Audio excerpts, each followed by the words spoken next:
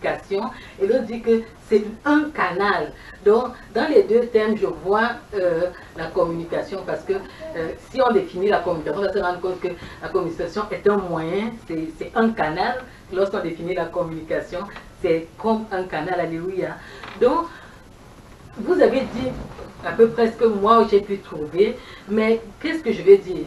Intercession, si je commence par la définition du dictionnaire, intercéder, c'est l'action, l'intercession, c'est l'action d'intercéder.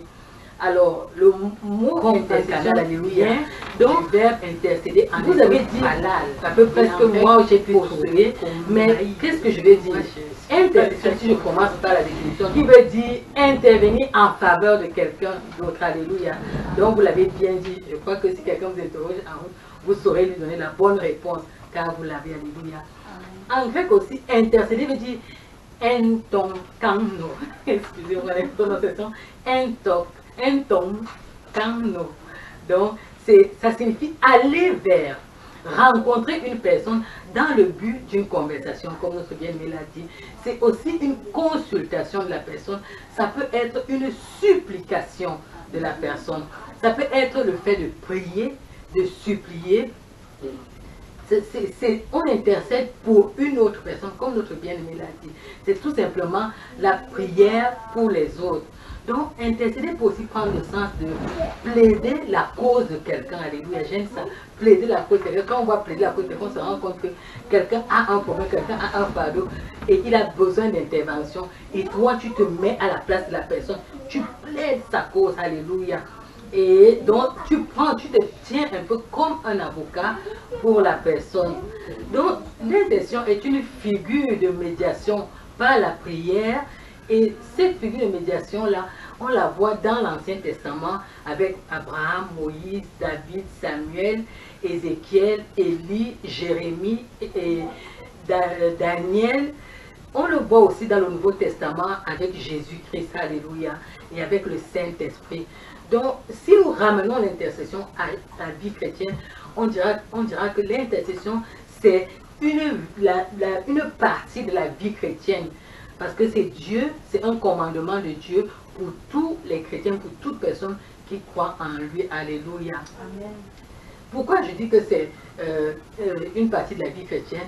On va se rendre compte que l'intercession est un commandement de Dieu. C'est quelque chose qui vient de Dieu. Si tu ouvres ta Bible dans Ézéchiel 22, verset 30, il dit « Je cherche parmi eux un homme qui élève un mur, qui se tienne à la brèche devant moi en faveur du pays, afin que je ne détruise pas, mais je ne en trouve point. » Vous voyez, ça veut dire que l'intercession est un désir de Dieu. Dieu veut intervenir dans les situations qui concernent les hommes. Dieu veut intervenir dans les situations qui concernent la vie sur terre, sur les pays. Mais Dieu a besoin de quelqu'un qui se tient. En fait, pourquoi Dieu a besoin de quelqu'un qui se tient? Dieu a des lois spirituelles qu'il a établies. Parce qu'il est le Dieu juste, il ne peut pas intervenir à tort et à travers. Il faut qu'il y ait quelqu'un qui intervienne, qui intercède, qui se mette à la brèche. Et le fait que tu te mets à la brèche va faire que Dieu puisse intervenir, pas seulement dans la vie d'un homme, pas seulement dans la vie de tes proches, mais même dans la vie de la société, même dans la vie des inconnus. Si tu es un intercesseur, tu te tiens toujours à la brèche, Dieu même par le Saint-Esprit pourra t'inspirer des sujets qui feront que tu puisses intercéder pour les endroits ou les niveaux où il y a besoin. Je me rappelle à un moment donné, quand j'intercédais, j'avais souvent des révélations des personnes dans des pays. Je vois la personne, je vois que la personne a besoin, Dieu me communique le besoin de la personne et j'interviens et Dieu agit dans la vie de la personne. Pourtant, la personne n'est pas dans mon pays, la personne se trouve à un autre endroit. Donc, c'est vraiment important. Un autre élément qui est important, pourquoi nous devons intercéder, c'est que cela est bon et agréable devant Dieu, notre Sauveur. Dans 1 Timothée, au chapitre 2, versets 3 et 4, c'est le désir, on présente cela comme le désir de Dieu. La Bible dit que Dieu veut que tous les hommes soient sauvés et parviennent à la connaissance de la vérité. Et pour que tous les hommes soient sauvés, ça prend des intercesseurs, des avocats, des personnes qui se tiennent devant Dieu pour intercéder. Alléluia. Amen. Alors, quels sont les types d'intercession que nous pouvons avoir? Dans 1 Timothée 2, 1 à 4, il dit, je vous exhorte avant toute chose. Je ne vais pas nous lire souvent tous les versets, je vais prendre juste des éléments qui peuvent illuminer mon propos. On se rend compte qu'il y a ministère des prières, qui est une forme d'intercession. Il y a des supplications, qui est une forme d'intercession. Il y a les requêtes, qui sont une forme d'intercession. Il y a les actions de grâce, parce que quand Dieu intervient, un autre revers de l'intercession, c'est que tu dois venir dire merci à Dieu, alléluia. Amen. Et voilà les quelques éléments que nous pouvons pas. Je pourrais revenir encore sur ces éléments un peu plus loin. Alors, pour qui devons-nous intercéder? La première recommandation dans ce verset nous parle des rois, ceux qui sont élevés en dignité. Donc, quand tu vas intercéder, l'intercesseur, parce que vous vous rappelez, c'est un avocat, il doit défendre la cité. Et la première personne, en notre époque, ça va être peut-être les premiers ministres ou bien les présidents. Donc, c'est ça les grandes autorités, donc ceux qui sont à la tête des États, c'est pour eux qu'on intercède premièrement. Après, on peut maintenant intercéder parce que notre société est organisée de manière à ce que ce n'est pas seulement le président qui a une autorité, il a délégué son pouvoir à d'autres sous-autorités qui sont sous son pouvoir. On a des ministres, ministres de l'économie, ministres des affaires sociales, donc on doit aussi intercéder pour ces personnes-là. Après, on redescend encore, on a les directeurs d'entreprise qui gèrent le pays, qui gèrent certains départements. On doit aussi intercéder pour eux. En dehors de ces directeurs, vous voyez, on doit intercéder aussi pour l'armée. Si quand nous regardons cela seulement pour le pays, on se rend compte qu'il y a vraiment matière. Parce que dans les gouvernements, ils prennent des décisions pour la gestion de la société. Et ces décisions-là doivent jouer en notre faveur. Si tu ne pries pas pour les décisions qui sont prises, on peut prendre des décisions qui arrêtent par exemple la foi chrétienne et tu ne pourras plus les exercer. On a des pays où les gens ne peuvent pas parler de la foi chrétienne, ils sont tués. Donc, les décisions, tu dois intercéder, sachant que les décisions qui sont prises influencent ta vie. Donc, elles doivent être prises selon la volonté de Dieu. Alléluia. Amen. En plus de ça, dans ton entourage immédiat où tu travailles, tu dois intercéder pour la personne qui est élevée en autorité pour toi. Sinon, il peut être un obstacle à l'évolution de ta voie. Quand tu quittes au niveau de ton travail, tu tombes au niveau de ta famille, tu dois intercéder pour ceux qui sont mariés, pour ton mari et pour tes enfants, parce que tu ne veux pas des influences externes puissent les toucher ou bien détruire ton foyer ou bien détruire tes enfants. Donc tu es l'avocat de ta famille, l'avocat de tes enfants, l'avocat de ton mari, c'est très important. Et maintenant, au niveau, ça c'est la famille restreinte, mais pour ceux qui y a d'autres zones où la famille englobe les tantes, les tontons, les tatas, tu dois être celui-là qui est l'avocat qui défend aussi ses tontons et ses tatas. La première chose que tu dois demander pour eux, c'est leurs âmes à Christ, parce que tu ne dois pas prier juste pour les besoins physiques de ces personnes, mais on a vu que la volonté de Dieu, c'est que tous parviennent à la connaissance de la vérité et soient sauvés. Donc, les âmes que tu présentes à Dieu, tu les présentes pour le salut premièrement, pour la connaissance de la vérité, parce que quand quelqu'un connaît la vérité de Dieu, il est libéré. Alors quand il connaît déjà la vérité de Dieu, l'autre élément qui va poindre, ça sera maintenant bénir-le dans sa situation pour voir à ses différents besoins. Alléluia. Amen. Donc voilà en quelques mots. Alors qui peut intercéder? Qui est l'intercesseur? Alors, nous avons vu tout à l'heure que l'intercession était une forme de communication, mais l'intercession peut aussi être une forme de coopération avec Dieu. C'est pour ça que l'intercesseur est quelqu'un qui connaît le pays, l'intercesseur est quelqu'un qui connaît Dieu, l'intercesseur est quelqu'un qui a une communication avec Dieu. L'intercesseur est en fait l'ami de Dieu. Il est au courant de ce qui se passe dans le pays et Dieu le met au courant de la manière dont il veut intervenir dans le pays. Donc tu es au courant premièrement de ce qui se passe dans ta société, ou bien dans ta famille, ou bien au milieu de tes enfants, ou bien au milieu de ton boulot. Et tu vas communiquer avec Dieu. Mais quand tu communiques avec Dieu, Dieu a une autre façon de voir qui doit être appliquée dans les situations et il te la communique. Par moment, il va te communiquer les choses qui vont se passer à l'avenir parce qu'il est le Dieu du futur. Il te dit voilà ce qui va se passer, intercède, je vais intervenir pour que ça aille dans ce sens-là. C'est pour ça que c'est important d'avoir la communication avec Dieu. L'intercesseur, c'est un avocat. Parce que nous avons tout à l'heure qu'il défend les droits, les causes des gens. L'intercesseur se base sur la victoire de Christ dans la mort et la résurrection de Jésus. Il sait que Jésus-Christ est le médiateur entre Dieu et les hommes. Donc, pendant son intercession, il va appeler Christ, alléluia, afin que Christ vienne intervenir dans les situations. Nous savons dans 2 Pierre 3, verset 9, il est écrit, il ne veut qu'aucun périsse, mais que tout arrive à la repentance. Ça revient à ce que nous avons lu après, avant qu'ils soient sauvés et connaissent la vérité. Une autre chose, c'est que l'intercesseur est une personne qui libère la volonté de Dieu sur la terre. Là, ça passe à un autre niveau. On avait que tu défends les causes, tu défends le pays, mais tu es une autre personne. Tu es quelqu'un qui libère la volonté. L'intercesseur est quelqu'un qui a la révélation de Dieu par rapport à son pays, par rapport à son époque. Et il vient donc pour libérer cette révélation sur la terre. Alléluia. Donc c'est lui qui a le droit légal de bénir, parce qu'il a la... Quand l'intercesseur va devant Dieu, c'est pour ça que vous avez dit, j'aime la définition de ma bien-aimée, elle a dit, c'est une communication. Donc tu vas apporter à Dieu les besoins des hommes, mais Dieu te communique aussi sa pensée pour les hommes. Et donc quand tu reçois la pensée de Dieu pour les hommes, tu reviens sur la terre et tu communiques cette pensée-là, alléluia. Donc tu es la personne qui vient communiquer la pensée de Dieu sur la terre. Deuxième chose, l'intercesseur est un combattant. L'intercesseur n'est pas quelqu'un qui vient flatter, parce que quand tu vas présenter les hommes à Dieu, tu présentes des problèmes. Et parfois, certains problèmes sont d'ordre spirituel, où ça nécessite un combat. Et alors, tu vas donc t'élever comme un soldat. La Bible nous définit le chrétien ou le croyant comme un soldat. Donc, tu vas t'élever comme un soldat et tu dois connaître les armes qui sont pour le soldat pour combattre dans l'intercession. Alléluia. Un autre élément encore important, c'est que l'intercesseur est une personne qui proclame les promesses de Dieu. Car si l'intercesseur c'était, on ne pourra pas avoir les actions des anges. Donc pendant que tu te mets devant le Seigneur, tu dois connaître aussi la parole de Dieu. Ouais. L'intercession touche aussi la connaissance de la parole de Dieu. Si tu ne connais pas la parole de Dieu, tu ne sauras pas comment intervenir. Donc tu dois connaître les promesses de Dieu par rapport aux hommes, par rapport, comme on a vu tout à l'heure, par rapport aux autorités, par rapport à ta vie, par rapport à la vie de ta famille. Et c'est donc ces promesses de Dieu-là que tu vas ramener aux hommes, alléluia, et que tu vas déclarer, alléluia.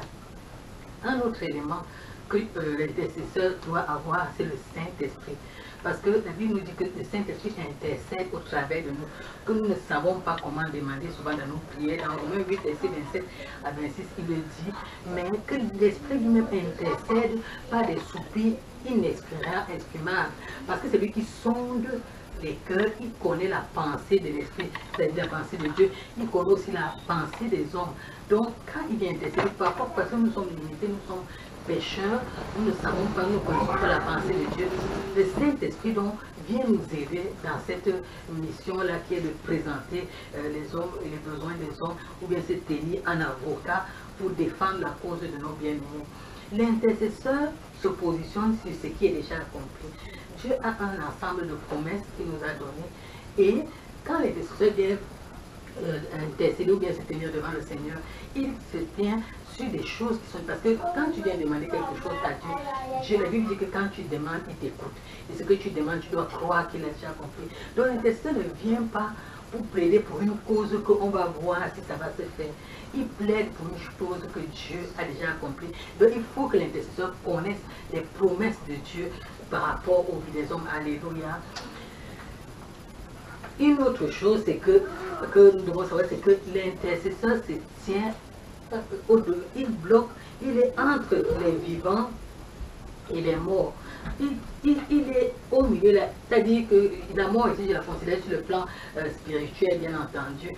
C'est-à-dire qu'il y a des gens qui sont vivants, mais qui spirituellement sont morts, qui ne connaissent pas Dieu, qui ne communiquent pas avec Dieu. L'intercesseur, donc celui-là qui vient se tenir devant Dieu en faveur de ces personnes-là, afin que ces personnes-là reçoivent la vie de Christ, reçoivent les promesses de Christ et que cela s'accomplisse dans leur vie.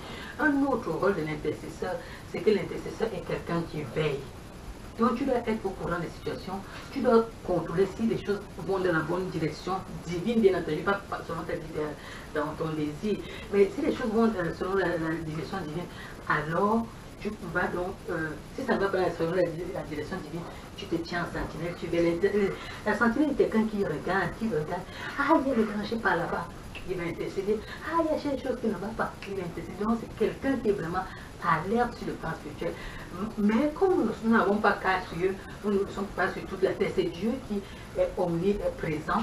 Dieu peut donc communiquer, attention, il est à tel endroit, telle chose va se passer. Je me rappelle quand j'étais en France, il y a quelques années, il devait avoir la guerre en Libye. Moi, je ne savais pas. Mais le Seigneur, parce qu'à cette période, je me tenais dans la prière, le Seigneur est venu m'avertir. J'ai vu un pays arabe où les gens étaient en train de se tuer, il y avait de la guerre, quelqu'un sortait d'une maison et j'étais comme, waouh, ça c'est quelle vision ça. Et c'est après que j'ai eu la révélation que c'est la Bible et j'ai commencé à intercéder par rapport à la Bible afin que le Seigneur puisse agir. Alléluia. Une autre chose, c'est que l'intercesseur est comme une personne qui est prête à enfanter. Donc, c'est comme quelqu'un qui est enceinte de quelque chose, enceinte de la victoire de Dieu dans la vie de quelqu'un, enceinte du fait que la volonté de Dieu doit se manifester. Et donc, il est là, il est prêt à mettre, c'est une figure de fille, bien entendu, à mettre, à accoucher cette volonté de Dieu sur la terre. Il appelle la volonté de Dieu à se manifester sur la terre. Alléluia. Donc, c'est vraiment ces éléments-là que je tenais à nous faire savoir. Un autre élément aussi, vous vous rappelez, je vous ai dit que c'est une communication. L'intercesseur aussi quelqu'un qui doit apprendre à garder le silence devant Dieu. Quand tu as présenté les besoins à Dieu, tu sais que Dieu va intervenir. Tu attends, tu es patient pour attendre que Dieu manifeste sa volonté. Alléluia. Donc voilà les quelques éléments de...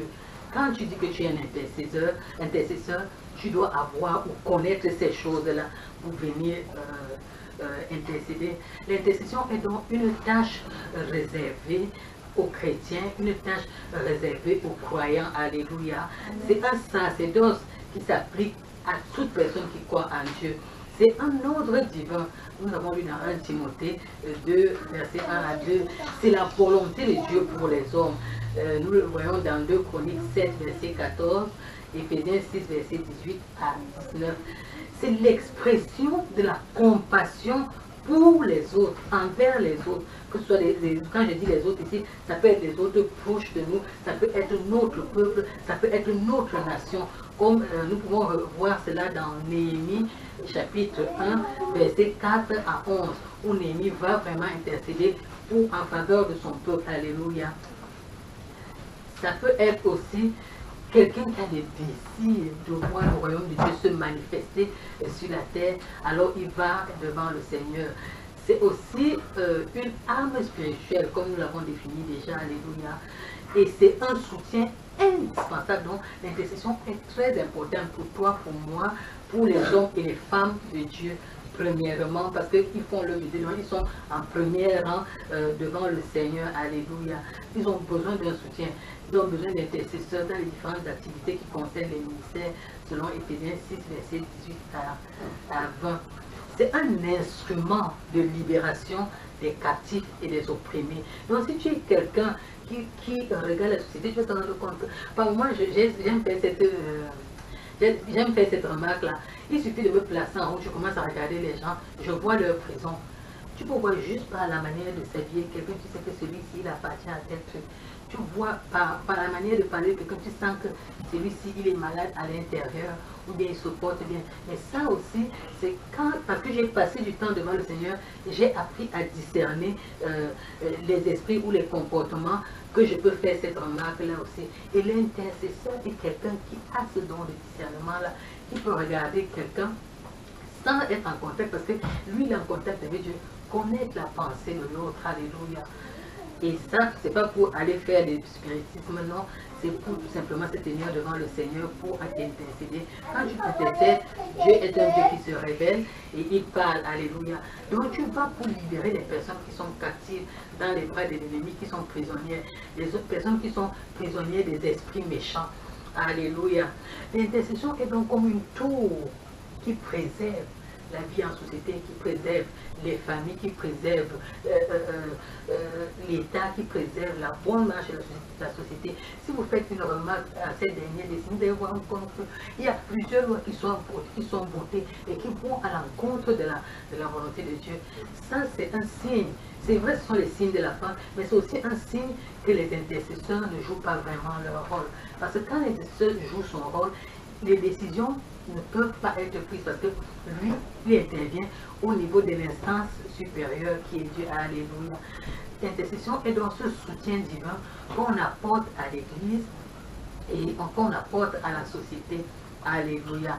Donc, de manière générale, tout enfant de Dieu doit être capable d'intercéder pour la nation, pour les hommes en difficulté, pour l'Église, pour l'expansion de l'Évangile, l'établissement du règne de Dieu.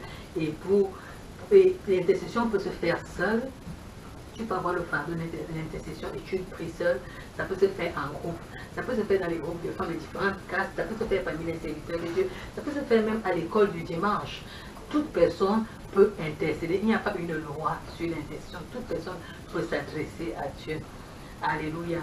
L'intercession aussi, c'est à pour but d'obtenir le pardon et la restauration de ceux qui ne sont pas agréables à Dieu.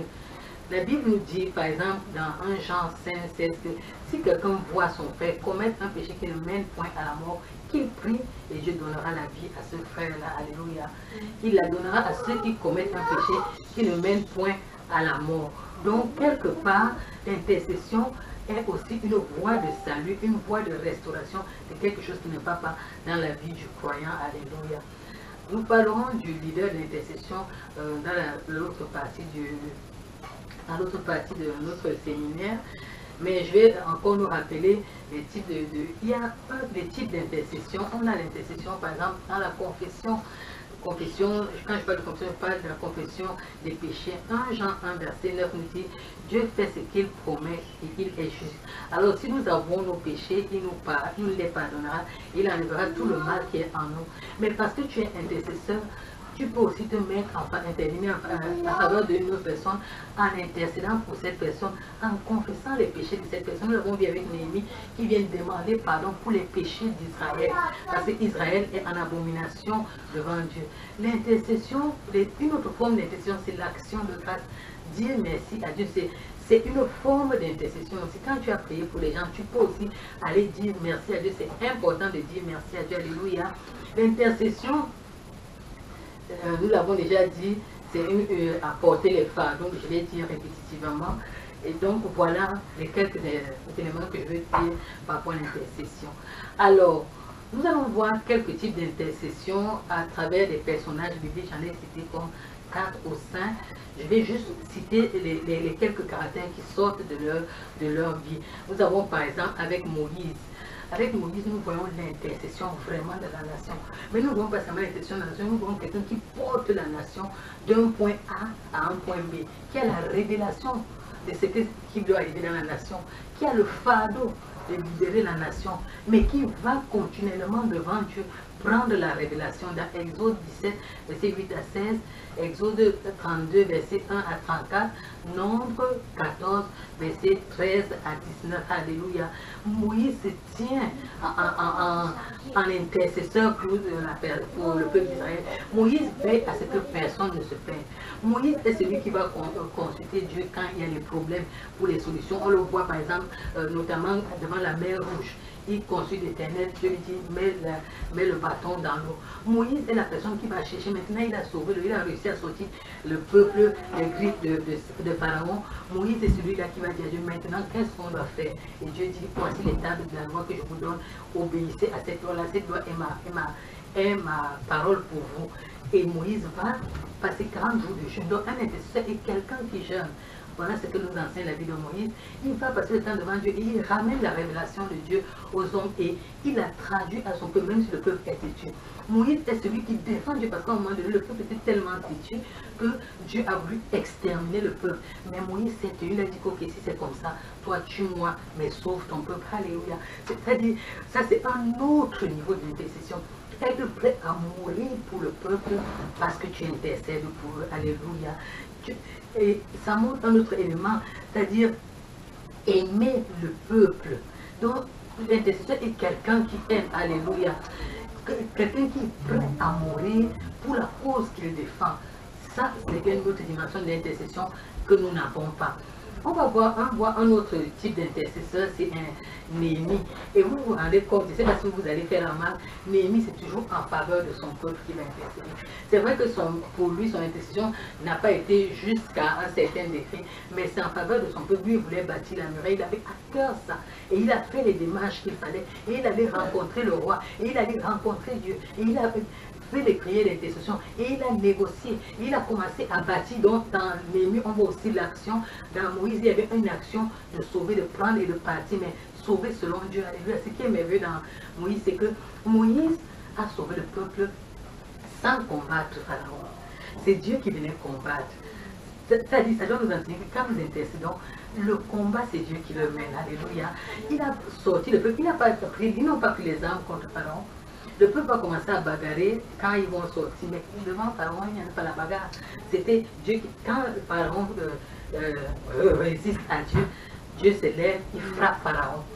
Mais Moïse, lui, son rôle était seulement juste de prendre le peuple est parti. Donc, l'intercesseur est quelqu'un qui amène l'intervention divine. Alléluia. Comme vous l'avez si bien dit. Et nous avons vu aussi avec Néhémie, pour Néhémie, il avait pris les armes. Ok, si vous voulez venir, on va aussi faire ça avec la chair. Mais la meilleure vraiment façon de faire, c'est de laisser Dieu intervenir. Et malgré les obstacles, dans l'intercession avec Néhémie, on se rend compte que les obstacles se lèvent. On le voit aussi même avec Moïse. Les obstacles se lèvent, mais il faut tenir ferme. Un intercesseur est quelqu'un qui tient ferme devant Dieu, alléluia, qui ne flanche pas lorsque les épreuves ou les obstacles viennent. Un autre élément de l'intercesseur, une autre figure d'intercession, c'est celle d'Abraham, alléluia. On voit Abraham intercéder pour son neveu Lot, dans Genèse 18, verset 23 à 32. Il a prié en faveur de Lot. Il a prié en faveur de Sodome et Gomorrhe, alléluia, afin que Dieu ne détruise pas la ville. En faveur de Sodome et Gomorrhe, mais en faveur aussi de son neveu Lot. Un autre élément, c'est que, ça on va le voir dans les pratiques de l'intercession. Abraham est quelqu'un qui faisait des alliances avec Dieu, alléluia, et qui à un moment donné a été appelé à être intègre avec Dieu, alléluia. Bien. Et la Bible nous dit qu'il se levait souvent le bon matin pour aller dans la présence de Dieu. Donc, une des stratégies, ben on va voir ça dans les pratiques, c'est le lever, les périodes propices à l'intercession. Il y a des périodes où l'intercession est vraiment propice. Dans Genèse 19, verset 27 à 29, on dit Abraham se leva de bon matin pour aller au lieu où il s'était tenu en présence de Dieu. Alléluia. Et donc, il y a des moments, des endroits, des stratégies que l'intercesseur doit avoir. Ça se bâtit. Ce n'est pas en une journée que tu vas avoir tous les éléments qui concernent l'intercession. C'est la pratique aussi amène certains réflexes. Nous avons un autre type d'intercesseur, c'est David. David bataillait pour son peuple, pour le nom de l'Éternel, pour la cause du roi, pour son ami Jonathan, pour sa propre suivi. Donc, il arrivera des moments où tu n'es pas seulement appelé à intercéder pour les autres, mais ta vie est en danger, tu dois intercéder. Nous voyons, par exemple, le prophète Élie, que Jézabel voulait tuer, et Élie est obligé d'aller crier devant Dieu. Là, c'était à sa propre faveur, c'était plus pour le peuple de Dieu, mais c'était pour sa propre faveur, pour qu'il ne puisse pas mourir. On le voit aussi avec David, plusieurs fois David allait crier devant Dieu pour dire, oh, Dieu sauve-moi parce que ma vie est en danger, alléluia. On voit David aller aussi au niveau des batailles, prier devant Dieu que sauve-moi dans cette bataille, je vais combattre dans les montagnes ou dans les vallées. Dieu dit dans les montagnes, est-ce que je vais gagner? Oui, est-ce que tu vas m'accomplir? Donc, c'est aussi une forme d'intercession. Dans tes différentes batailles de ta vie, tu dois avoir les directives de Dieu, alléluia. Nous voyons David combattre aussi, intercéder en faveur du nom de l'Éternel. Quand David va se lever pour faire la guerre à Goliath, il va dire que je viens au nom de l'Éternel. C'est une forme d'intercession. Je viens au nom de l'Éternel des armées. Alléluia. Et nous voyons aussi David lutter pour la cause du roi. Quand Jonathan, son ami, a été tué, et avec son papa, malgré le papa cherchait sa mort, il allait prier pour chercher la face de Dieu, pour aller combattre les gens qui avaient tué ses amis. Et donc l'intercession nous conduit aussi, on l'avons déjà dit, dans la volonté de Dieu, appeler la volonté de Dieu qu'elle soit faite. David l'a fait aussi pour sa mission aussi. Quand il était roi, David est allé et pour l'accomplissement de son ministère, alléluia, en tant que chanteur, nous voyons que David était quelqu'un qui intercédait aussi. Quand vous lisez les psaumes, vous allez vous rendre compte de ça, alléluia. Fait que nous voyons que nous, si nous ramenons ça à notre niveau, nous voyons que nous devons intercéder pour que la volonté de Dieu soit faite, pour la mission que Dieu nous confie, pour les dignitaires, mais aussi pour les serviteurs de Dieu, nous voyons les apôtres continuellement demander aux gens de prier pour eux. nous prions, nous avons aussi la mission d'intercéder en faveur des gens qui ont des maladies mentales. Nous avons la mission d'intercéder afin que les gens qui veulent entendre notre vie n'aient pas victoire à ce niveau-là. Nous devons aussi intercéder afin que le règne de Dieu puisse être manifeste sur la terre. Nous devons intercéder pour la rémission de nos péchés. Nous devons intercéder aussi, ça c'est une forme d'intercession qu'on ne voit plus dans notre société, pour l'effusion du Saint-Esprit. Pourtant, on en a besoin. Nous devons intercéder afin que les cœurs soient touchés. Nous devons intercéder pour les serviteurs de Dieu. Ça, je l'ai déjà dit. Alléluia. Un autre élément que j'aimerais citer, c'est Jésus. C'est lui vraiment qui est notre modèle à notre époque. La Bible dit dans Hébreux 7, verset 25 que c'est aussi pour cela qu'il peut sauver parfaitement ceux qui s'approchent de Dieu par lui, étant toujours vivant pour intercéder en leur faveur. Donc Jésus intercédait pour les apôtres quand il était sur la terre. Il intercédait pour l'effusion du Saint-Esprit, il intercédait pour les rémissions des péchés, il intercédait pour les délivrances, il intercédait pour que Dieu envoie des boucliers, et il intercédait pour toutes les formes. Quand vous lisez les évangiles, vraiment, je vous encourage à ça. Vous allez découvrir que Jésus était quelqu'un qui passait du temps dans la prière. Il intercédait pour son ministère à lui, il intercédait en faveur des populations. C'est pour ça qu'on pouvait voir qu'il faisait beaucoup de miracles. Donc un intercesseur, quelqu'un de miraculeux parce qu'il passe tellement le temps dans la présence de Dieu que quand il vient auprès des hommes, il amène la révélation de Dieu, il amène la présence de Dieu. Alléluia. Donc si tu veux être quelqu'un qui a un impact spirituellement, il faut que tu puisses être quelqu'un qui prie. Alléluia. Jésus est donc notre modèle d'intercession. Nous avons vu qu'il a intercédé pour le peuple. Il a aussi intercédé pour ses ennemis. Il a intercédé pour les personnes malades, opprimées. Alléluia. Nous retrouvons cela dans le livre de Luc 23, 34, Luc 22, 32, Jean 14, 16, Romains 8, 34, Hébreux 7, 24, 1 Jean 2, 1. Alléluia. Il est d'ailleurs le seul médiateur entre Dieu et les hommes. Alléluia. Dans 1 Timothée chapitre 2, verset 5, Dieu l'indique comme le seul médiateur entre lui et nous. Donc quand un intercesseur a prié, il doit intercéder en s'appuyant sur Jésus-Christ. Alléluia. C'est à lui qu'a été transmis le sacerdoce royal dans Hébreux 7, verset 24. Alléluia. Ça, c'est la mission de Jésus-Christ qui continue d'ailleurs à intercéder pour nous. Mais il y a un autre élément qui s'ajoute, qui est pour nous vraiment comme un collaborateur proche et intime, c'est le Saint-Esprit. Le Saint-Esprit est une aide pour nous. Le Saint-Esprit est un soutien dans notre faible foi. Le Saint-Esprit est une protection pour nous.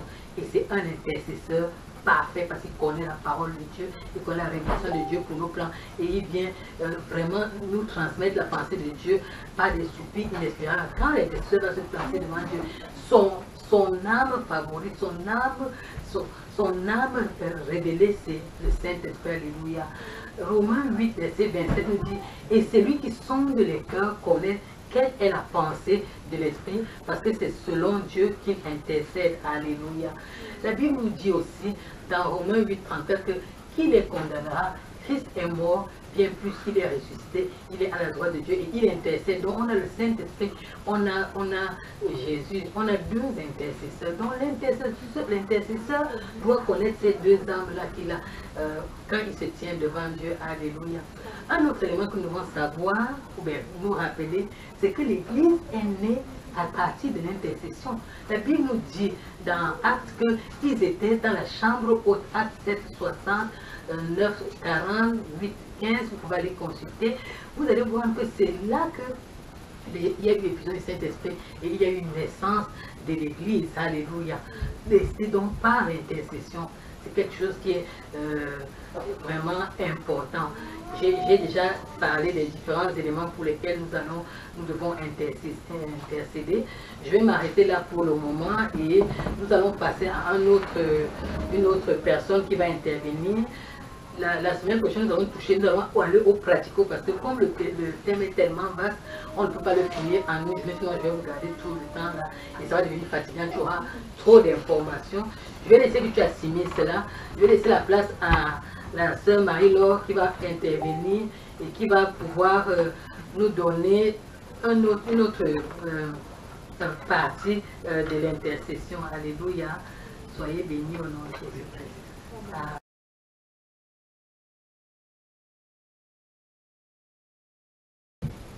Marie-Laure, tu es là?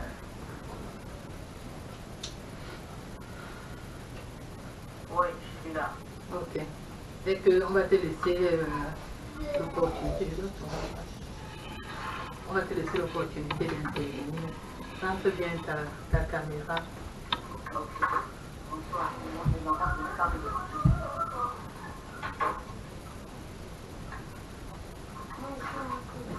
Bonsoir tout le monde. Bonsoir. Bonsoir. Seigneur vous bénisse. C'est un privilège de pouvoir m'adresser aux bien-aimés, aux princes et aux princesses.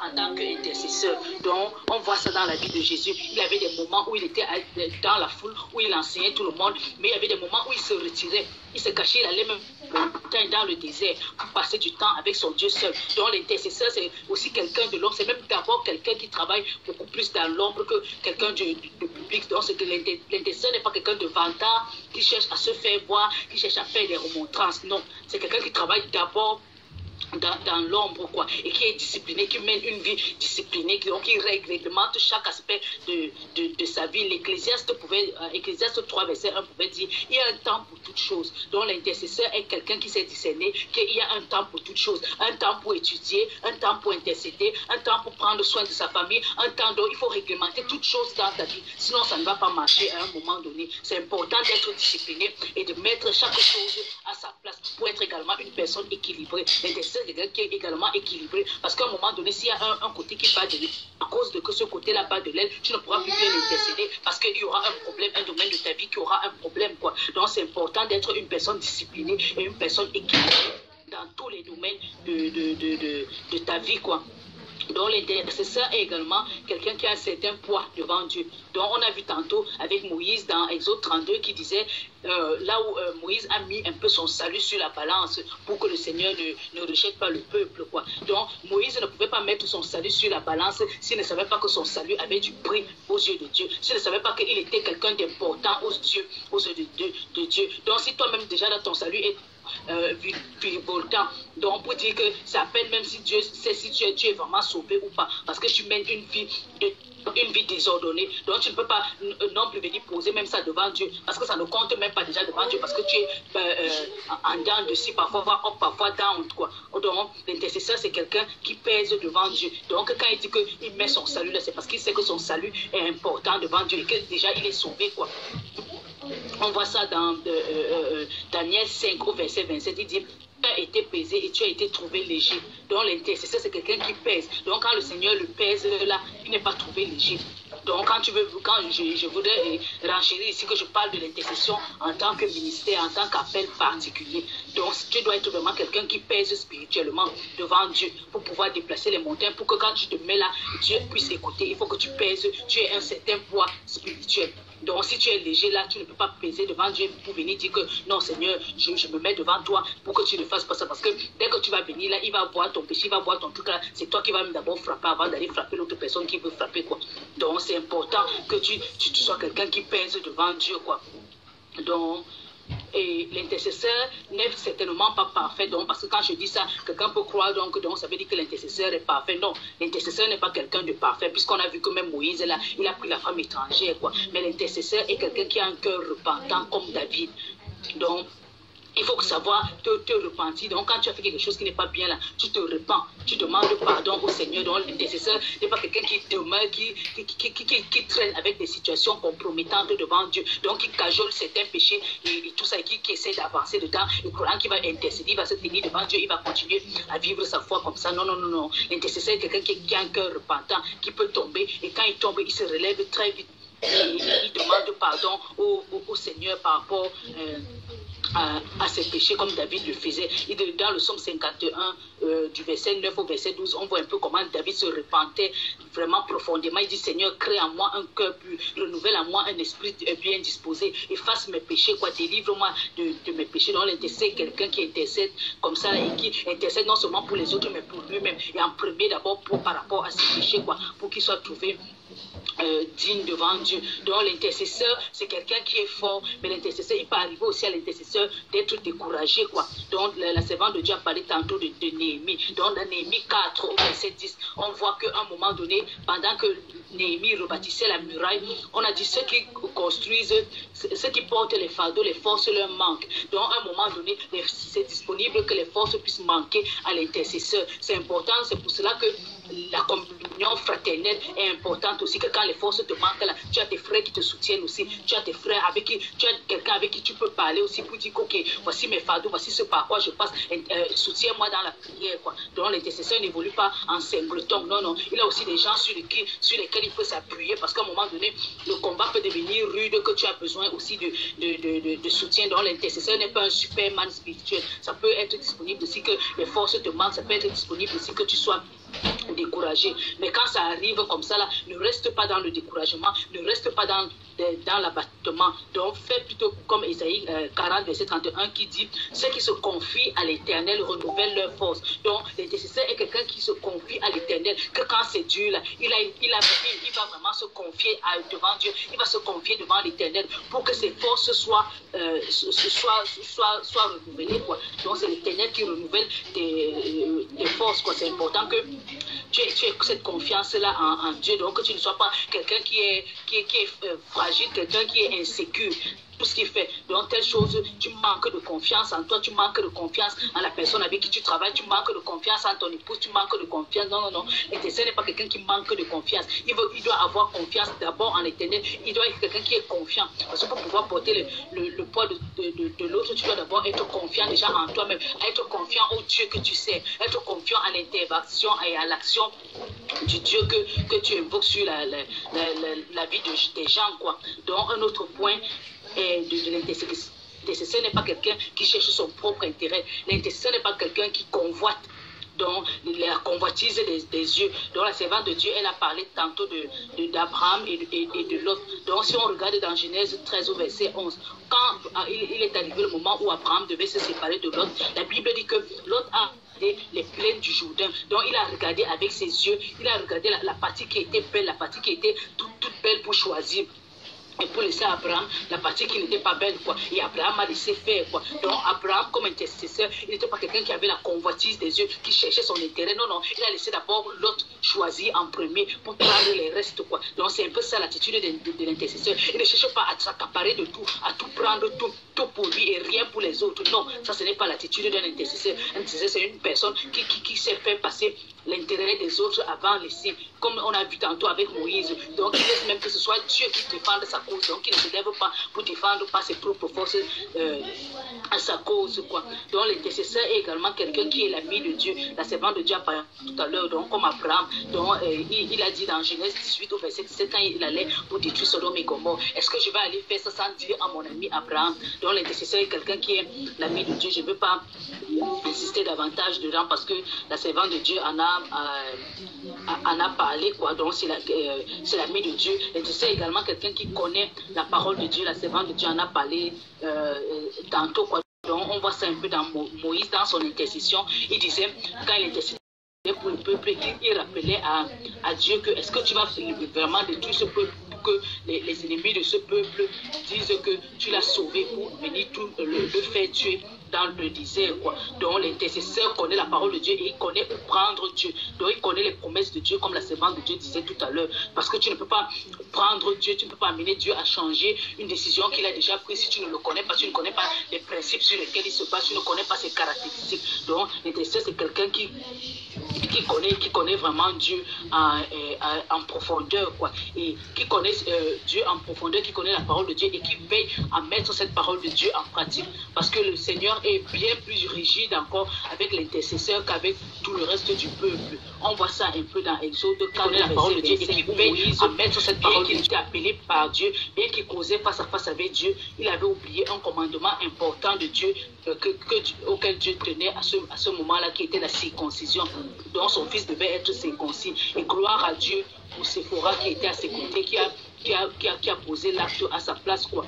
Donc, et ce n'est pas la seule fois où le Seigneur a été dur comme ça avec Moïse, quoi. Donc, le Seigneur est plus dur avec l'intercesseur. Pourquoi? Parce que c'est quelqu'un qui est proche de lui et donc qui est supposé le connaître, qui est supposé connaître les principes sur lesquels il marche. Donc, il ne tolère pas certaines choses dans la vie de l'intercesseur, quoi. Donc, c'est quelqu'un qui connaît Dieu, comme je disais tantôt, et l'intercesseur est également un adorateur. C'est important vraiment, parce que pour amener la main de Dieu à agir, la Bible dit que Dieu siège au milieu de la louange de son peuple, quoi. Donc pour amener que le siège de Dieu dans une situation, il faut l'adorer. Donc l'intercesseur est également un adorateur, quelqu'un qui sait adorer, amener la présence de Dieu dans une situation, dans un lieu, quoi. Donc qui sait dire à Dieu ce qu'il est. Par exemple, dans le psaume 86, au verset 15, on dit Dieu est miséricordieux, compatissant, lent à la colère. Donc, quand tu dis à Dieu ses attributs comme ça, là, ça amoindrit déjà son cœur. Donc, même s'il était fâché à un niveau où il voulait déjà frapper, quand tu lui rappelles qu'il est compatissant, donc ça rappelle l'aspect compassion de lui et ça commence à attendrir donc l'aspect colère ou l'aspect souveraineté où il voulait agir peut-être durement dans une situation. Donc l'intercesseur est également un adorateur qui sait adorer Dieu, qui sait amener la présence de Dieu par l'adoration dans une situation, quoi. Donc l'intercesseur est quelqu'un qui manifeste également le caractère de Christ. La servante de Dieu a parlé tantôt des dons de Christ. Donc l'intercesseur est quelqu'un qui est bourré il faut qu'il discerne des choses par le Saint-Esprit et tout, mais le don sans le caractère est vraiment une chose vaine, quoi. Donc le don sans le caractère, sans le fruit. Donc c'est important d'avoir le fruit de l'esprit en soi. C'est important d'avoir le caractère de Christ en soi. Parce que sans le caractère de Christ, Dieu aura beau faire des choses puissantes avec toi. Mais sans le caractère, il est possible que tu puisses même manquer ta récompense. Et on a vu ça dans la vie de Moïse, quoi. Moïse qui avait cette mission-là de porter le peuple à l'amener dans la terre promise. Lui-même, il n'est pas entré dans cette terre promise-là à cause de la colère. On va dans Nombre 20 au verset 12 que Dieu a dit, parce que tu n'as pas... Il dit, puis Moïse leva la main et frappa 2 fois le rocher avec son bâton. Il sortit de l'eau en abondance. L'assemblée but ainsi que le bétail. Alors l'Éternel dit à Moïse et à Aaron, puisque vous n'avez pas eu assez confiance en moi pour respecter ma sainteté devant les Israélites, vous ne ferez pas entrer cette assemblée dans le pays que je lui donne.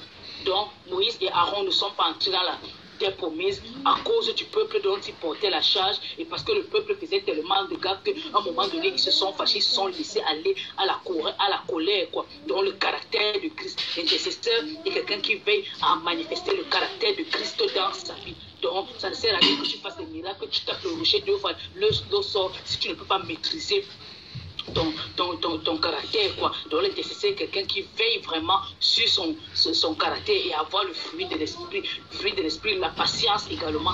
De la servante de Dieu en a parlé tantôt un peu. Donc la patience est quelque chose d'important. Donc quand tu as déjà prié pour une situation, c'est important que tu sois patient, que tu laisses le temps au Seigneur d'agir également, parce que parfois une des choses qu'il y a dans la vie des intercesseurs, c'est que quand ils ont livré le message, comme ils sont des sentinelles, ils veillent, ils avertissent le peuple pour dire oh, le Seigneur va frapper, le Seigneur va agir, je vois telle chose qui va arriver. Parfois, ils veulent aller accomplir la chose par leur propre force. Quand tu as déjà averti, quand tu as déjà joué ton rôle d'aller crier, d'avertir le peuple et de prier, la seconde chose est de prier après avoir averti. Donc ne cherche pas à aller accomplir la chose par tes propres forces, parce que tu n'es pas Dieu, tu n'es pas le Dieu de la vie des gens pour aller accomplir la parole de Dieu dans leur vie par tes propres forces. C'est Dieu qui accomplit son œuvre dans la vie de son peuple. Donc ne cherche pas après avoir délivré la parole de Dieu pour aller accomplir par tes propres forces la parole de Dieu dans la vie des gens. Non, si tu as averti, les gens n'ont pas cru, n'ont pas cru en ta parole, ok, tu restes tranquille. Ça, c'est que ce n'est pas toi qu'ils ont rejeté, c'est la parole de Dieu qu'ils vont rejeter et Dieu va dealer avec eux. Donc ce n'est pas de ta responsabilité de vouloir aller condamner les vies des gens et de vouloir aller accomplir les paroles de Dieu dans les vies des gens, quoi. Donc une responsabilité de l'intercesseur aussi, c'est d'enseigner les voies de Dieu aux gens. Donc quand il intercède pour une situation, quand il intercède pour quelqu'un, il est important qu'il puisse aussi enseigner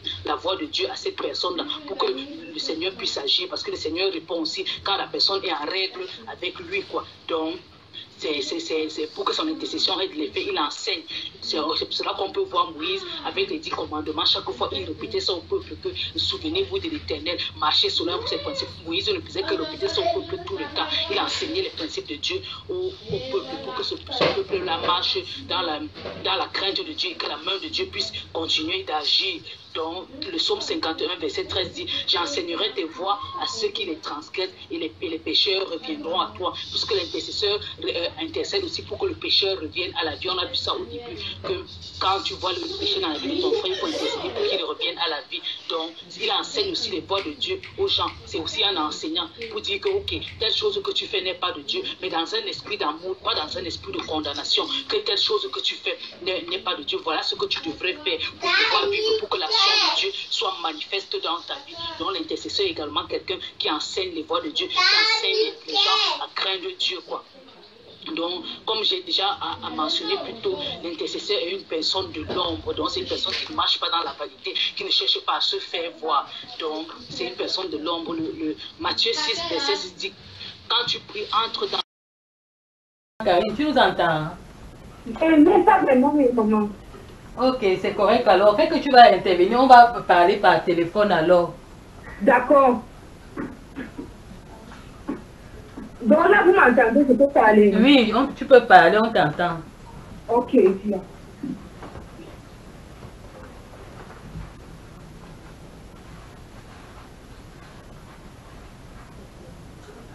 Amen. Amen. Grâce à Dieu, Amen.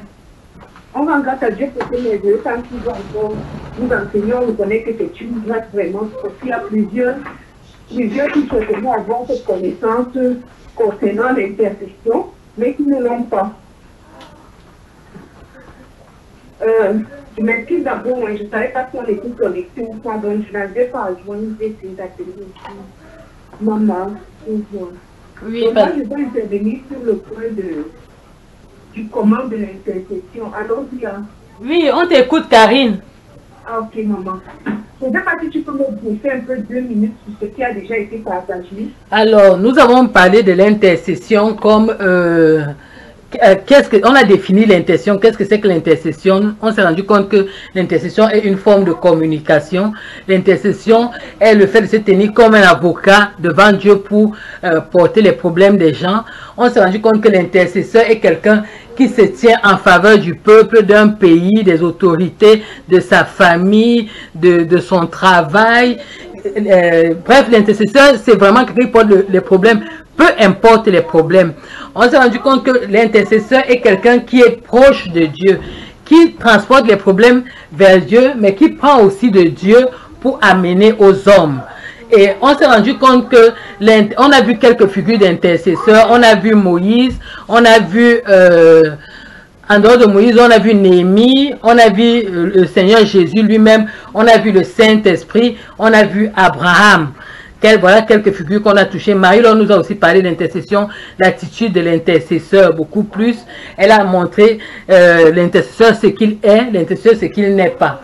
Elle a touché quelques aspects comme ça, avec quelques exemples. Elle a touché aussi la vie de sanctification dans la vie d'intercesseur. Elle a conclu son propos en disant que l'intercesseur, c'est à vie. Parce que si tu commences l'intercession et tu laisses tous les démons que tu combattais, tous les problèmes que tu portais là, ils vont se retourner contre toi. Et que Satan est un vieux démon que lui il est éternel là. Donc il est là. Bon, pas qu'il est éternel, mais il est de génération en génération. Donc les choses que toi tu vas oublier, tu as intercédé pendant un temps, tu as abandonné. Satan, lui n'oublie pas ça. Il va continuer à te combattre quand tu auras abandonné l'intercession. Donc, l'importance de la fidélité dans l'intercession. Voilà en quelques mots ce qui a été dit. Amen. Donc, vraiment, je ne vais pas bénir le Seigneur parce que tout a déjà été partagé. Donc, pour le peu que je vais partager, on va vraiment s'appesantir sur le comment de façon concrète intercéder. Parce qu'on entend, on se dit souvent intercéder, je veux intercéder. Et parfois on se demande comment intercéder. Donc comme mes prédécesseurs dans les interventions l'ont souligné, l'intercession c'est quelque chose qui est à vie. Quand tu commences à intercéder, ce n'est plus un poste que tu peux quitter. Parce que c'est un poste où tu attaques des choses. dans le spirituel. C'est un poste où tu attaques des choses dans les vies des gens. C'est un poste où tu fais bouger des choses. Donc, c'est clair que que ce soit les démons ou les puissances que tu as attaquées par le passé, ne peuvent être contentes. Donc, elles continuent du moins, elles sont sur leur garde pour rebondir après toi. Donc, je te dis vraiment que Marie nous a bien souligné que quand tu commences à intercéder, ça va être agi. Mais j'aimerais qu'on vienne sur un passage. La parole de Dieu nous dit qu'il cherche à la surface de la terre quelqu'un qui se tienne à la brèche. Ça veut dire que Dieu veut que des gens se tiennent à la brèche pour d'autres personnes, pour des nations, pour des difficultés, pour des situations, pour le corps de Christ. Dieu veut qu'on se tienne à la brèche. Donc parfois on se demande, est-ce que tu interprètes je suis dans la volonté de Dieu? Donc pour ceux qui auraient déjà cette question, la réponse biblique est devant nous et elle est claire. La parole de Dieu nous dit que Dieu cherche les gens qui se tiennent à la brèche. Donc aussitôt que tu te tiens à la brèche, c'est certain que tu es déjà dans la volonté de Dieu. Dieu veut qu'on se tienne à la brèche. L'autre chose, avec cette certitude dans nos cœurs, parce que comme on a parlé de l'attitude, c'est important. Tu ne peux pas venir te tenir devant Dieu et tu es dans le doute. Dieu n'aime pas le doute. Donc, ayant déjà la certitude, lorsqu'on veut intercéder, que nous sommes dans la volonté de Dieu. Donc, en aucun cas, un doute ne doit toucher notre esprit. Est-ce que je suis dans la volonté de Dieu en priant pour telle personne? Non, tu es dans la volonté parfaite de Dieu. Donc, ton attitude de cœur doit déjà être dans la paix. La paix, sachant que tu n'attends plus, je ne sais pas, une parole pour venir te continuer, que oui, tu dois vraiment prier pour les autres, tu dois prier pour le corps de Christ, tu dois prier pour tes leaders, tu dois prier pour ton travail. Non, Dieu veut qu'on intercède. L'autre verset qu'on va juste 5, verset 15, on n'allume pas une lampe pour la mettre sous le boisseau, mais on la met sur le chandelier. Et elle éclaire tous ceux qui sont dans la maison. Donc Dieu veut que nos vies servent à quelque chose, que nos vies servent à une lumière. Or, quand tu intercèdes pour quelqu'un, ça veut dire que tu as à cœur son bien, tu as à cœur son salut, tu as à cœur quelque chose d'important pour lui. Dieu ne nous a pas sauvés en vain juste pour qu'on vive comme ça sur la terre et Jésus vient nous chercher.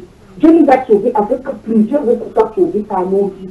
Et ce salut n'a pas aussi par l'intercession. Oui, ce verset s'applique à l'évangélisation. Oui, ce verset s'applique à la façon dont nous allons dire que nos vies brillent afin que plusieurs voient la gloire de Dieu dans nos vies. Mais aussi, que nous prenions part de Dieu et prendre l'une des meilleures façons de prendre part de Dieu, c'est par l'intercession. Qu'on puisse prier pour leurs problèmes, pour les problèmes de Dieu, qu'on puisse prier pour les familles de Dieu, qu'on puisse prier pour la vie de Dieu, qu'on puisse prier pour les combats de Dieu. Dieu veut que nos vies servent à quelque chose. Il a allumé une lampe en nous. Aujourd'hui, nous avons le Saint-Esprit en nous. Nous avons la possibilité d'intercéder. Nous avons la possibilité de venir avec confiance devant son trône de grâce. Alors, il faut s'assurer que cette grâce qu'il nous a faite de pouvoir entrer dans sa présence ne serve pas juste à nos vies, mais aussi à la vie des autres. Amen. Amen. Que ça serve aussi pour bénir la vie de plusieurs. Maintenant, avant de parler des différentes orientations qu'une intercession peut prendre, on va parler de l'attitude du cœur dans l'intercession. Quand tu veux intercéder, il faut te rassurer que rien ne te retient dans l'intercession. C'est-à-dire que tu ne gardes rien dans ton cœur. Il faut t'assurer que les motifs de ton cœur soient purs, que les motivations de ton cœur soient pures en prenant cette intercession. Tu ne peux pas, je vais prendre un exemple basique, tu ne peux pas dire que tu vas intercéder pour une sœur afin qu'elle n'épouse pas peut-être un frère, alors que dans ton cœur, il y a de la jalousie parce que vous combattez le même frère. Ce n'est pas une intercession. Ce n'est même pas une prière de combat, c'est une prière de jalousie. Il ne faut pas confondre les choses. Donc, quand on veut intercéder pour quelqu'un, on se rassure que les motivations de nos cœurs sont vraiment pures. Que vraiment, en intercédant pour cette personne, nous recherchons uniquement la gloire de Dieu dans sa vie, uniquement son bien. Nous prions afin que la vie de cette personne soit meilleure. Nous prions afin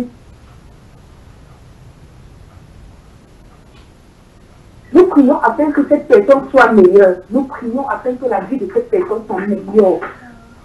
Donc, c'est important de checker les motivations de nos cœurs avant de commencer à intercéder. Parce que tout ce travail de regarder à nos motivations, de purifier nos cœurs n'est pas fait, c'est très possible qu'on se retrouve à être attaqué par des démons, par des choses, qu'on commence à voir des choses qu'on ne voyait pas dans notre vie, qu'on voit des démons nous attaquer, qu'on commence à vivre certaines situations.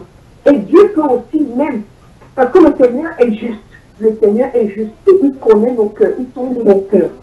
Donc avec certaines choses qu'on peut venir devant Dieu, ça peut être une cause de châtiment, c'est-à-dire Dieu peut nous châtier pour certaines choses, pour nous corriger, parce qu'il nous aime pour nous corriger. Donc, quand tu veux être intercesseur, c'est très important, à chaque fois que tu prends un sujet d'intercession, que tu regardes à tes motivations par rapport à ce sujet d'intercession. Que tu regardes à tes, comment dire, que tu regardes à ta vision de la chose. On n'intercède pas selon notre chair. Ce n'est pas parce que moi, Karine, j'aurais jugé que telle situation n'est pas juste que je me laisse intercéder. Non. C'est parce que la parole de Dieu me dit, c'est parce que mon Dieu me dit que cette situation, c'est pas correct.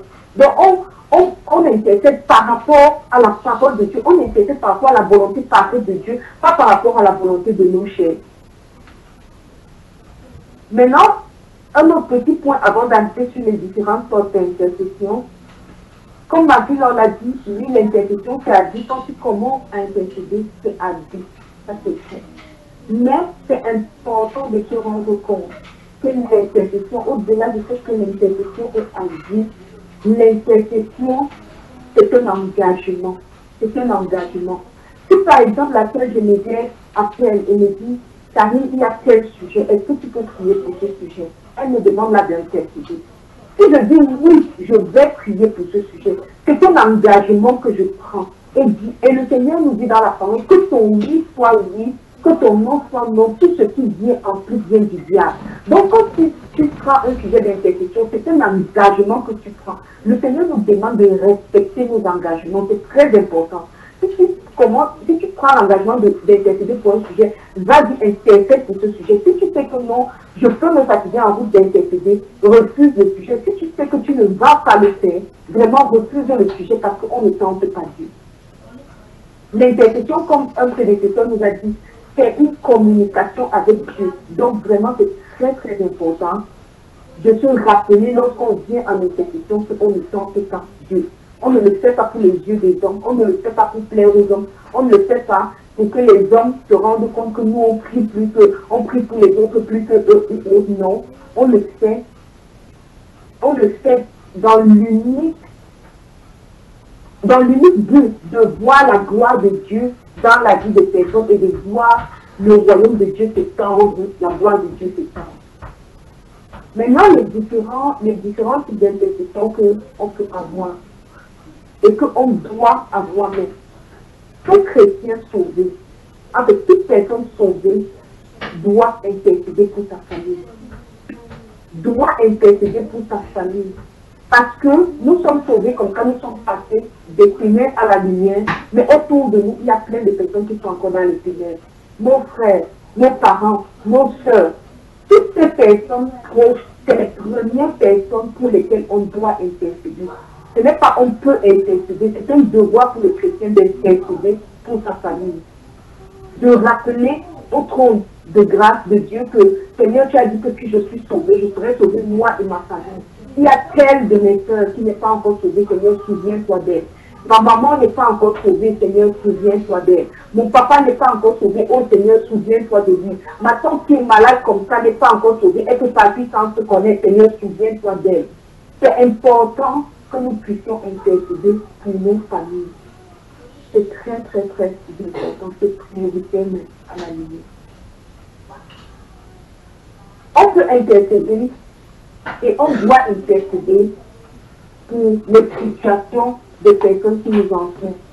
Nous sommes dans des groupes chrétiens, nous sommes dans des familles chrétiennes. Je vais prendre le cas de SGC. Si Marie-Laure a des problèmes, c'est important que j'intercède pour elle. Si j'ai des problèmes, c'est important que maman Génie intercède pour moi. Parce que la parole déclare, nous sommes membres les uns les autres. Donc, les problèmes des hommes doivent nous pousser à aller devant le trône pour implorer la grâce de Dieu sur leur vie, sur leur situation. Nous devons intercéder. Nous devons intercéder absolument pour nos familles. C'est très important. Une autre, pour nos familles et pour nos familles chrétiennes aussi. Une autre intercession qui est importante, c'est le pays dans lequel nous habitons. C'est très important d'intercéder pour le pays dans lequel nous vivons. Parce que nous sommes assujettis aux lois du pays dans lequel nous vivons. Et si le pays va à la dérive, si les lois vont à la dérive, si la stabilité du pays est menacée, ce sont nos vies qui sont menacées. Donc c'est important de s'arrêter pour demander la grâce, pour implorer la grâce de Dieu dans le pays dans lequel nous vivons, pour implorer la grâce de Dieu pour les dirigeants, pour implorer la faveur de Dieu, l'orientation de Dieu, pour les lois qui seront prises. Parce que ces lois-là auront un impact sur nos vies. Et c'est très important que nous puissions nous arrêter, reconnaître cela et porter cela devant Dieu afin que Dieu lui-même prenne le contrôle. Une autre intercession qui est importante aussi, c'est d'intercéder pour les gens que nous avons connus dans le passé. Les gens avec lesquels nous avons eu des contacts dans le passé et qui ne sont pas encore chrétiens. Donc, eux, ils ont connu les ténèbres avec nous, que nous avons été dans les ténèbres avec eux et nous sommes dans la lumière aujourd'hui. C'est important, même si on n'est plus en contact avec eux, pour ceux dont on se souvient vraiment de les élever au trône de grâce et demander au Seigneur de leur faire la même grâce qu'il nous a fait de les connaître. C'est très important. Il faut qu'on prenne conscience que l'intercession a la capacité de stopper la colère de Dieu. C'est-à-dire, il y a des situations que des gens peuvent vivre autour de nous. Mais parce que nous venons devant le trône de grâce pour intercéder, le Seigneur change d'avis à cause de ça. C'est-à-dire, le Seigneur prend une autre décision. Il faut qu'on prenne conscience de ça. Et quand on prend conscience de ça, on voit l'importance capitale d'intercéder. On a vu le cas de Lot et d'Abraham. Le Seigneur voulait détruire Sodome et Gomorrhe. Mais Abraham est parti devant Dieu. Il voulait détruire sans que personne ne sorte de là. Aucun vivant ne sort de là. Mais Abraham est parti devant Dieu. Il a commencé à plaider tout Seigneur. Donc s'il y a, mettons s'il y a 50, il y a 20, il y a 30, il y a 2, il y a un juste. Tu vas faire comment? À chaque fois, le Seigneur disait, ok, s'il y a le juste là, montre-moi. À chaque fois, il essayait d'aller un peu plus loin. Pourquoi? Parce qu'il était conscient que mon frère est dans la ville là. Si on détruit la ville là, comme ça, sans qu'il ne sorte de là, j'aurais perdu un membre de ma famille. Donc, nous devons prendre exemple sur Abraham. C'est très important. Est-ce que nous prenons exemple sur Abraham pour pouvoir intercéder? C'est un exemple qui va nous booster dans l'intercession. C'est un exemple qui doit nous booster dans l'intercession. Nous devons intercéder pour les situations. Pour les situations. Quand on se rend compte qu'il y a une situation comme ça, on plaide la faveur de Dieu. On plaide la faveur de Dieu. On a pris telle loi dans un pays. On commence à plaider la faveur de Dieu. C'est Seigneur, si dans le pays il y a les justes, est-ce que tu laisseras que cette loi s'applique comme ça?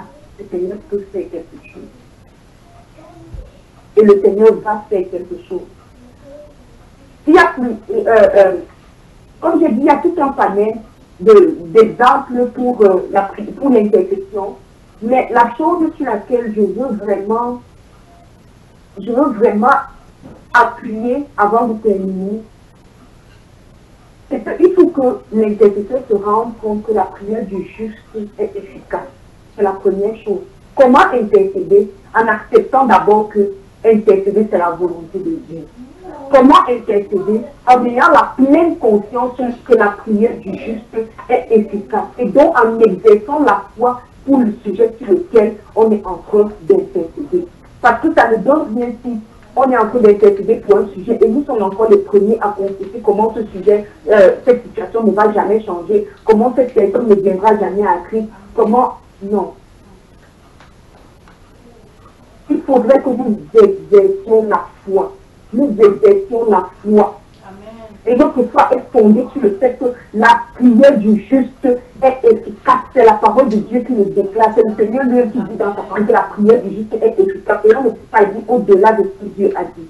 Donc si tu veux intercéder, bien aimé, il faut déjà que tu saches dans ton cœur profondément que l'acte que tu es en train de poser rejoint tellement le cœur et le trône de Dieu. Dieu veut que j'intercède, je suis dans la paix avec ça. Quand tu veux intercéder, bien aimé, rends-toi compte que ma prière est efficace. Je suis en train de prier pour la sœur Génie.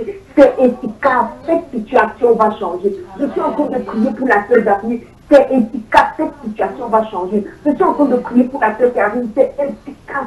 Cette situation va changer. Je suis en train de prier pour le Québec. Je suis en train de prier pour le Cameroun. Je suis en train de prier pour le monde. Cette situation, le Seigneur dit que ma prière est efficace. Et il écoute ma prière. C'est très important. Comment intercéder en se mettant dans la position du serviteur? En tant qu'intercesseur, on est serviteur. D'abord serviteur du Christ, serviteur du trône de grâce, et ensuite serviteur des autres. On n'intercède pas pour voir notre volonté se réaliser. On intercède pour voir la volonté de Dieu se réaliser. Donc on doit intercéder dans une attitude d'humilité sans pareil. On doit appeler la volonté de Dieu et être humble pour accepter cette volonté lorsqu'elle viendra, lorsqu'elle se réalisera. Amen. C'est très important que nous gardions l'humilité du serviteur. C'est très, très, très important que nous gardions l'humilité du serviteur. En tant qu'intercesseur, on ne peut pas intercéder sans demander, sans être un artisan de paix. Un intercesseur est un artisan de paix. C'est très important lorsqu'on se place dans la position d'intercesseur, lorsqu'on devient intercesseur, lorsqu'on veut devenir intercesseur, de prendre un engagement avec soi-même, de vivre dans la paix. Notre bien-aimé qui m'a précédé a parlé de la sanctification. Tu ne peux pas intercéder sans la sanctification. Tu ne peux pas non plus intercéder sans la paix.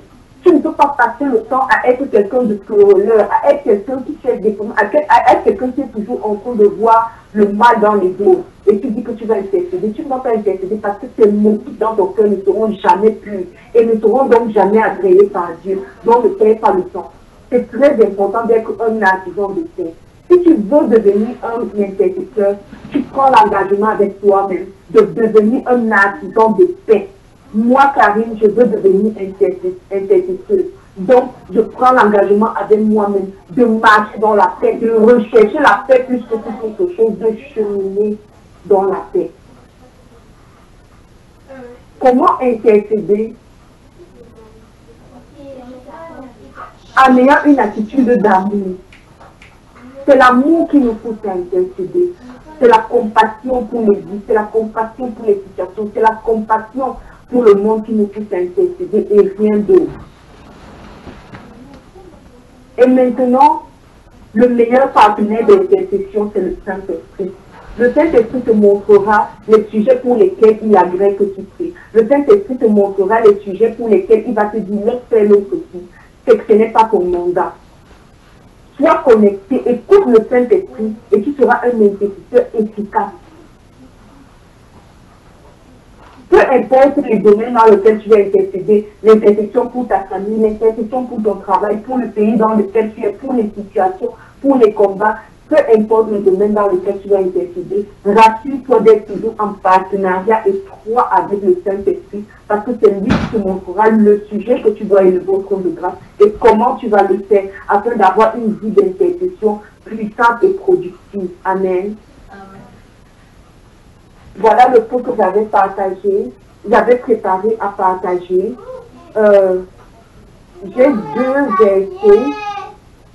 J'ai deux versets vraiment qui me sont beaucoup à cœur, mais je souhaitais les donner pour que chacun de nous puisse méditer.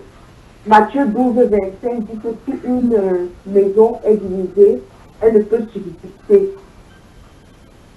Donc, sachant que nous devons intercéder pour les membres de nos familles, c'est très important que dans nos familles, nous soyons les principaux instruments de la paix. Donc, ceux qui cherchent toujours à ramener la paix, peu importe les situations. Parce que nous savons que ce texte-là est un socle solide pour l'avènement du salut dans nos familles. Le deuxième verset que je souhaitais partager, c'est Ézéchiel 22, verset 30. Je cherche parmi eux un homme qui élève un mur, qui se tienne à la brèche devant moi en faveur du pays, afin que je ne le détruise pas, mais je n'en trouve point. Amen. Donc, ce verset, le Seigneur nous dit, le Seigneur lui déclare, afin que je ne le détruise pas. Donc, ça veut dire que Dieu a décidé de détruire, mais il y a quelqu'un qui va lui dire, Seigneur, ne détruis pas. Donc, sache que les situations qui sont autour de toi là, c'est la destruction. Et là, tu vois le foyer de ta femme en train d'aller en lambeaux. Dieu cherche quelqu'un qui va dire, Seigneur, le foyer, tu ne laisses pas que ta femme en lambeaux. Amen. Donc, il y a les situations autour de toi bien aimé. Comment tu as identifié les situations qui sont en train de se détruire? Dieu t'attend que tu viennes lui dire, Seigneur, ne détruis pas, Seigneur, ne laisse pas se détruire. Soyons encouragés. Amen. Elle s'est mariée, elle a fait son temps dans le mariage, mais elle allait rester au temple. Et la Bible nous dit qu'elle était une prophétesse et elle intercédait nuit et jour jusqu'à ce qu'elle a vu le Seigneur Jésus. Donc elle ne s'est pas arrêtée. Je pense qu'elle ne s'est pas arrêtée quand elle a vu le Seigneur Jésus, que c'est fini. C'était jusqu'à sa mort. On voit aussi à côté d'un homme, on avait Siméon qui était là, il intercédait aussi à l'église, il était persévérant, que je veux voir le Seigneur. Donc on a ces deux-là, on a aussi nous. Parce que la vie d'intercession ne s'arrête pas à eux, la vie d'intercession vient jusqu'à nous. Quelles sont les choses que nous voulons voir changer dans la vie? Quelles sont les choses que nous voulons voir changer dans notre entourage? Changer dans la vie de notre famille? Changer dans la vie de la société dans laquelle Dieu nous a établis? On est au Canada, on connaît un peu comment le Canada fonctionne, où les Canadiens font. Qu'est-ce qu'on veut voir dans la vie des Canadiens? On n'est pas ici pour rien. Dieu n'est pas un Dieu de hasard, il t'envoie à gauche, il t'envoie à droite. Non, il t'envoie ici, tu as la connaissance de Dieu. Il y a un but qui s'attache à ta vie. Il y a un appel qui s'attache à ta vie. Et en tant qu'intercesseur, tu dois avoir un impact dans la vie des gens sur lesquels Dieu t'a établi, la vie des gens de la nation sur laquelle Dieu t'a établi. Et ça prend ta fidélité devant Dieu, ça prend ta persévérance devant Dieu, ça prend que tu connaisses les armes qui te permettent d'intercéder, ça prend que tu connaisses la parole de Dieu qui s'applique à la situation que tu présentes à Dieu, ça prend que tu aies une communion avec Dieu, ça prend que tu aies la révélation de Dieu, ça prend que tu aies le caractère qui s'attache à la vie d'intercession, ça prend que tu aies une... En fait, pour moi, un intercesseur doit avoir le don de foi. Parce qu'il y a la foi par rapport à des situations. Mais il y a le don de foi fait que quand tu vois un paralytique, tu dis lève-toi et marche. Le don de foi fait que tu peux voir un mort, tu dis lève-toi et reviens à la vie. En fait, tu dois avoir ce don-là parce que l'intercession marche avec la foi que les choses changent. Parce que Dieu, la parole de Dieu nous dit que Dieu avait dit dans Genèse que la terre soit et la terre fut. Ce n'est pas un terme raisonné, ce n'est pas, bon, quand la terre va se former, est-ce que je peux logiquement... Non, c'est il a dit. Et l'intercesseur est la bouche de Dieu sur la terre. Donc il dit des choses. Il doit pouvoir dire des choses dans la vie de quelqu'un et on voit cela s'accomplir. Donc ce sont ces aspects de l'intercession que nous allons toucher la semaine prochaine. Et nous aurons à la fin de la semaine prochaine, à la fin de la séance de la semaine prochaine, des cas pratiques où nous aimerions que quelqu'un prenne 10 minutes et nous conduise dans l'intercession par rapport à un domaine qui se tient devant Dieu. Parce que le but de ce séminaire n'est pas d'informer les gens. Le but de ce séminaire, c'est d'outiller ceux-là qui veulent travailler, qui sentent cet appel, qui sentent ce feu, ce zèle brûlant en eux, de pouvoir se tenir, d'avoir les instruments, les bons instruments pour pouvoir se tenir devant Dieu et pour intercéder. Et non que tu viens là, tu as le fardeau, tu as tout, mais tu n'as pas la connaissance. Pas la connaissance, mais la connaissance révélée par rapport au domaine dans lequel tu vas travailler. Donc quand tu auras donc ces instruments, on s'attend à quoi? On s'attend à la pratique. Tu es un cas, on te dit ok, voilà le cas d'une soeur. On va prendre un sujet, pas un sujet comme ça, on va prendre un sujet selon les aspects que nous avons vus. Le sujet par exemple concerne le Premier ministre du Canada, parce qu'on est au Canada. Intercède pour lui, conduis dans l'intercession par rapport à ça. Ça n'est pas un jeu parce qu'on se rend devant Dieu. Il va falloir que tu intercèdes et que tu nous conduises. Pas que tu intercèdes seul, mais que tu nous conduises, nous qui sommes avec toi, à intercéder par rapport à cette situation-là, afin que Dieu intervienne. Alléluia. Nous avons les cas où, par exemple, voilà un bon cas, la légalisation de la drogue. nous savons que la drogue n'est pas un truc bien. Nous savons que si on légalise la drogue ici au Canada, c'est toute la jeunesse canadienne, c'est tous les gens qui sont alentour, qui seront détruits. Alors, qu'est-ce que toi, l'intercesseur, tu vas faire pour cette génération où Dieu t'a établi? Tu as encore envie au Canada, tu as des enfants au Canada, et les enfants-là vont dealer avec le démon de la drogue qu'on est en train de relâcher librement ici au Canada. Comment tu vas faire? Est-ce que tes enfants vont s'en sortir? Est-ce que la génération de tes enfants va s'en sortir? Est-ce que les gens qui sont à côté vont s'en sortir? Ça prend quelqu'un qui intercède, qui se tient à la brèche afin de dire que cette loi-là, Seigneur, il faut que tu fasses quelque chose.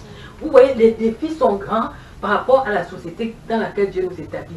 Et tu n'es pas ici au hasard. Ça, il faut ta parole, il faut que tu sois une voix devant Dieu. Dieu dit qu'il cherche un homme, il ne cherche pas plusieurs. Tu dois être la voix qui défend les principes de Dieu sur la terre canadienne. Alléluia. Pour les Canadiens, pour les habitants de ce lieu. Et voilà, c'est pourquoi ce thème est tellement important. On a vu tout à l'heure que c'est la part. Ça fait partie de la vie du chrétien. Donc, tu dois être quelqu'un qui, je ne sais pas, ton souffle doit être l'intercession. Et vous voyez, quand vous regardez un peu la vie de Jésus, on se rend compte que Jésus était efficace parce qu'il était un homme de prière. Jésus priait à temps et à contre-temps. Jésus était toujours devant le Père. Quand il finissait de donner les enseignements, il se retirait pour l'intercession. Quand il n'enseignait pas, il était dans les montagnes en train de prier. Vous voyez que c'était une partie de plaisir. Ça prend des sacrifices. Et il y a des moments où vous allez vous rendre compte que Jésus, au début de son ministère, a commencé par l'intercession. Alléluia. C'est donc très important pour toi, pour moi, de pouvoir intercéder. Et que je ne veux pas faire la prédication sur la prédication. Chacun de nous a entendu. On va prendre un petit temps de prière et on va digérer ce qu'on a mangé aujourd'hui. On va revenir après pour pouvoir, dans la deuxième pratique de la semaine prochaine, on va faire le pratico, on va passer au pratico-pratique. On aura d'abord les outils qui sont les armes, j'ai déjà donné les différents thèmes, et après ça, on va passer aux pratiques. Ok, on a reçu ceci, on le met en application par rapport à tel cas. Ça va faire que tu auras, même si tu n'es pas en groupe, les armes pour te tenir dans l'intercession seul. Pour ta maison, pour ta société, j'espère pour le fardeau que Dieu va te donner, tu auras les armes pour te tenir. Alléluia. Sois béni au nom de Jésus.